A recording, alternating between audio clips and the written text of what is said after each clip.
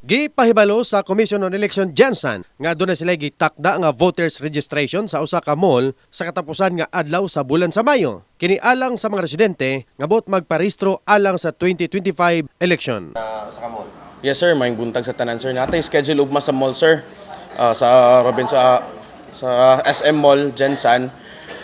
Kuha ni siya, isa ni sa atong schedule sa satellite registrations. Nagawa sa atong opisina para mas makapaduol pagida sa mga botante. Ugma sir, schedule sa SM, magsugod ta nag alas 10 sa buntag, mall hours gyapon sir.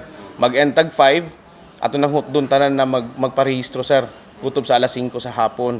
Sabay po sa pagkarehistro ani sir, dili na mga taga Jensen. Natay Register Anywhere program, nadalo na to dito.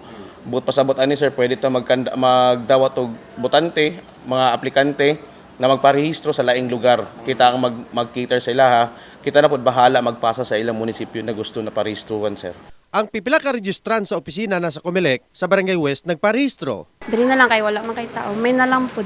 Para makabutar ko karong upcoming election, sir. Excited ka na? Ay, sir, excited kayo, sir.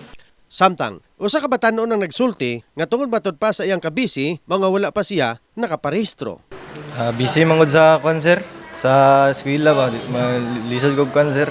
Focus kayo sa study? Focus mo sa concert. Sunod mo mabuto sir ni kon na rang man ang klase ba.